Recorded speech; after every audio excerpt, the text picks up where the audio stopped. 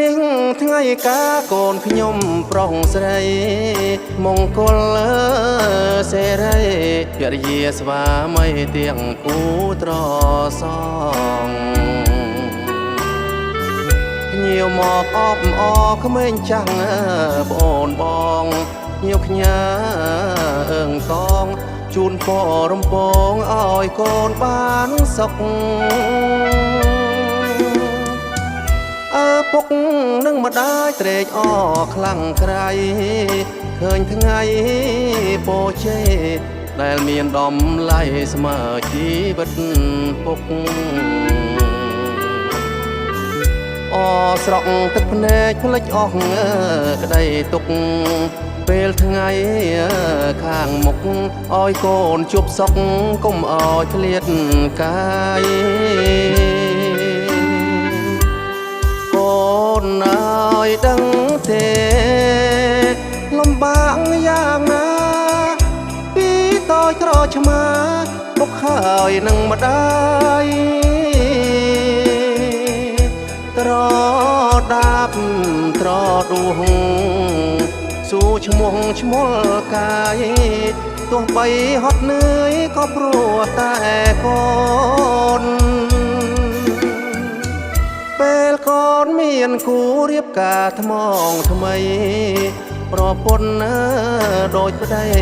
ត្រូវចេះខន្តីសន់ដងសន់ដូនមានក្រយ៉ាងណាមិនធ្វើទេកូនប្រសងដូចក្បូនក្នុងទឹកនោះសូនអើសានជីវិត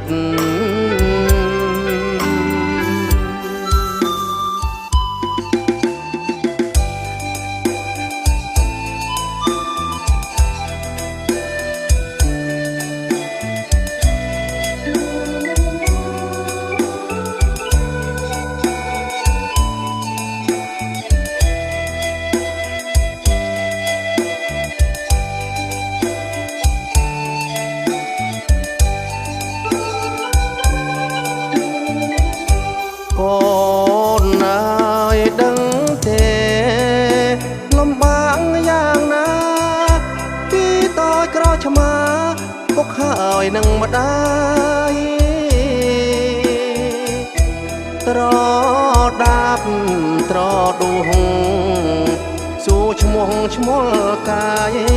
ទោះបីហត់នឿយក៏ព្រោះតែកូនពេលកូនមានគូរៀបការថ្មងថ្មីប្រពន្ធដូចប្តីត្រូវចេះខន្តីសន់ដងសន់ដូនមានក្រយ៉ាងណាមិនធ្វើទេកូនប្រសងដូចក្បូនក្នុងទឹកនោះសូនអើសានជីវិត